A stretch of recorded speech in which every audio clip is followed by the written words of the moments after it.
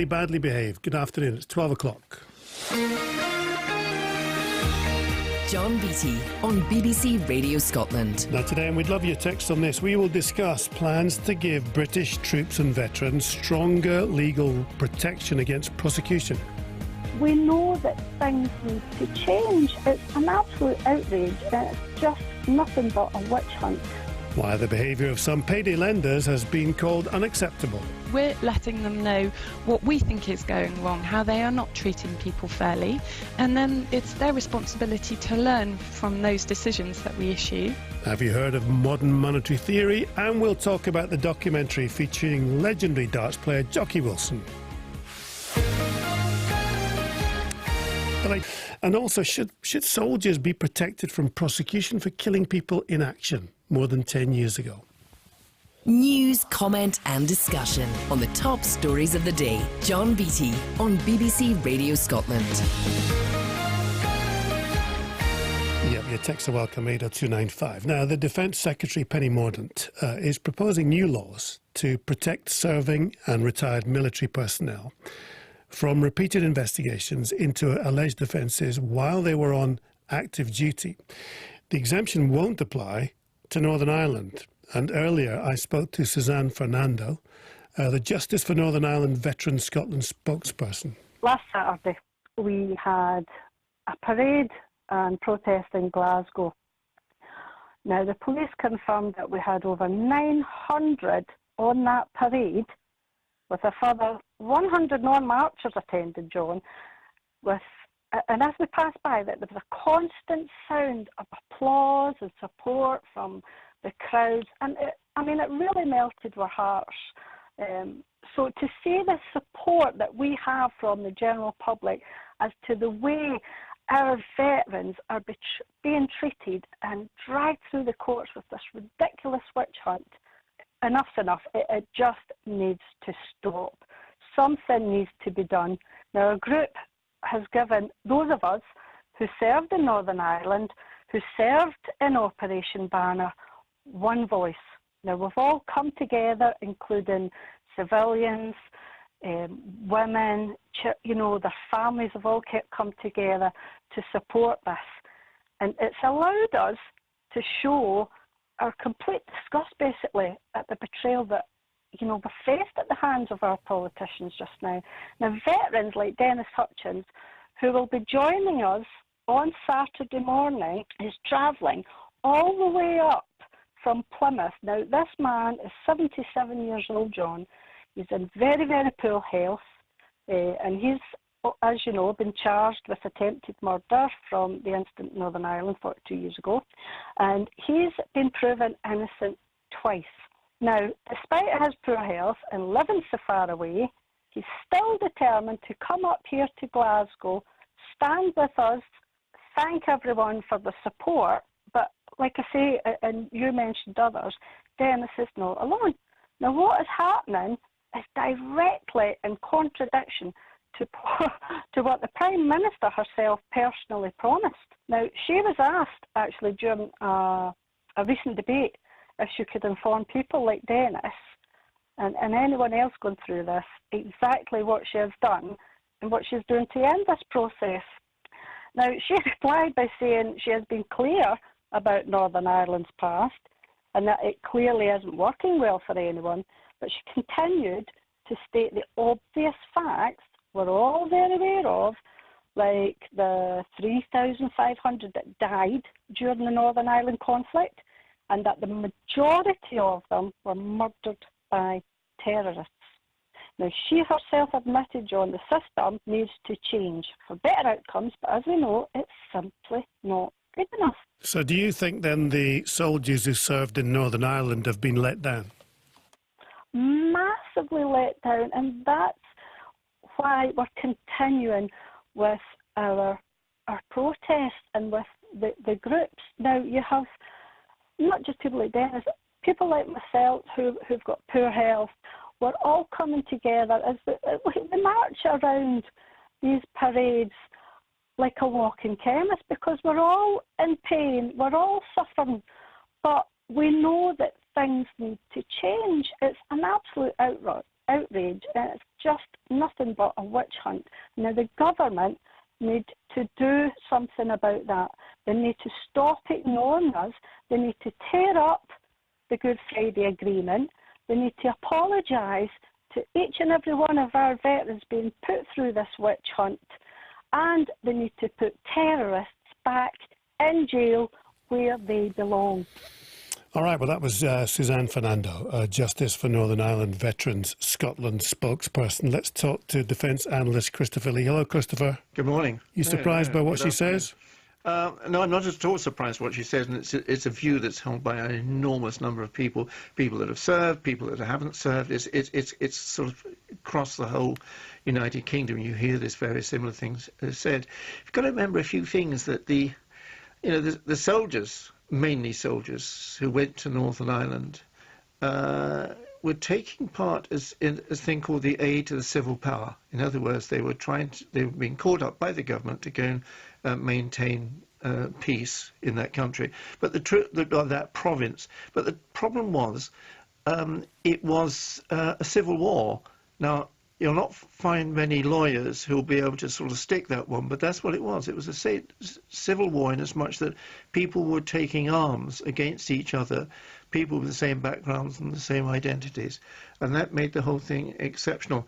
Now, you then get the Northern Ireland Agreement, which people will not touch, will not question at all, and they say we will lose the support, certainly Protestants in Northern Ireland, in parliamentary vote counting, if we touch that, and that is its weakness of trying to sort of talk about places like Iraq, Afghanistan, where British soldiers have served, and ignoring, pretending that Northern Ireland is a different thing. But Northern Ireland is the only one that really matters. Why? It matters because there was the fact that so many people were not just killed, but they were maimed. It was such a sensitive confrontation. You know, in the United Kingdom, that sort of death toll, those sort of bombings and shootings, which in another form is still going on, and that was unacceptable. The successive governments have lost the plot, and that's why it was so sensitive, and will remain so sensitive. Because I mean, you go to Belfast, and do you remember the great walls that were put up during the so-called Troubles? There are now more of them, and it's not died away, and therefore it is still a sensitive sort of form of warfare. And warfare exists when people are just tense. The trouble with warfare, of course, is we kill each other, and it's very hard to take any moral high ground and say that British soldiers should be exempt prosecution because they killed people as opposed to anybody else. It's the circumstances, isn't it? For example, what Penny Mordaunt, the new Defence Secretary, is saying is that there should be protection, that if it's longer than 10 years after the incident, somebody should not be prosecuted. And they're really thinking of places like Iraq or Libya, or places where he might have served. And then it's added, except in exceptional circumstances. Now, who decides what exceptional circumstances are? Who says there is compelling new evidence, which is also in what she's going to have to work with the lawyers. It is a very difficult thing for a colonel who might, as a battalion commander, and has got to deploy his people, has got to say, can I deploy them there? Because the circumstances are that we may get into a legal battle, not just a military battle, not just a firefight. And there's another aspect of it now, and this is sort of Brexit. The government can actually say to the European Convention on Human Rights that we wish to have something called derogation. Yeah, you suspend it temporarily, don't you, when you go to war? Yeah. Well, we do anyway. Yeah, you suspend it when you go to war.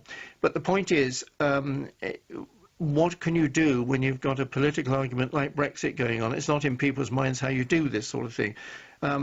There's another side of it, and that is if if you think about the whole legacy of what's happened so far, say in Northern Ireland, if you look at since 2011, when the historic investigations have sort of really took off, and out of the 26 cases in those historic investigations, 13 of those prosecuted have been Republicans. 5 have been in the army, or perhaps 6, and then the rest loyalists. So you can see immediately you get divisions of who is being prosecuted, who we don't talk about, who is well protected, where you can raise legal cases for them, even the funding to fight their cases. I was in something. I was down in London a couple of weeks ago, and we had 3,000 motorbikes going through the smartest part in London, like down the Mall, all to protect Soldier Foxtrot, and to show his case that it shouldn't happen. Now, the fact that you can get 3,000 Harley Davidsons together on a Sunday takes a bit of organising, but it was the intensity of where people immediately started applauding, as you know, we all went down Pall Mall, and that is it. I've never seen this sort of thing before, and I suspect this is not going to sort of fix the problem they've got. That the phrases like "except in exceptional circumstances" and the unfair investigations should not continue. Who decides if they're unfair? You're obviously taking one line. Let's end with this question. Someone's actually sent it in. This person's saying, is it ever okay? Is it okay then to shoot somebody in the head if you're in a British Army uniform? It is, if that is the enemy, and that's the purpose that you've actually been put to while you're at war in the first place. I think this is, you know, it is very difficult. You can't just sort of say, look, we're sending soldiers there, but they must not shoot until we got the legal aspect of this sorted out. And look at some of the cases in Iraq that went on in Iraq, and some of them terrible cases of not just the British Army but the Iraqis themselves involved, that you cannot resolve, you cannot fix simply by saying, according to our laws, it's okay to send but not okay to prosecute after 10 years, because you shouldn't, if you've done wrong, if you've gone about it the wrong way, and it involves everybody from the top. Let's not forget, it's not just the guys on the ground. It's the guy that stood there in Northern Ireland on Bloody Sunday and said, "Go Paras, go Paras." Now, if you're a parachuter or a parachutist, you're going to be inspired by a whole generation of how you act and how you feel in the beginnings of what appeared to be a firefight. And when you've got a senior officer at, I think, a major general level shouting, "Go Paras," what do? You go Paras. And that can present all sorts of problems sort of 20, 30 years later. All right, thank you, Defence Analyst Christopher Lee. Your texts are welcome, 80295. We don't prosecute, should we? Soldiers who killed people in action more than 10 years ago. Should there be an exemption for Northern Ireland? Lots to talk about. Coming up, we will discuss modern monetary theory. This is all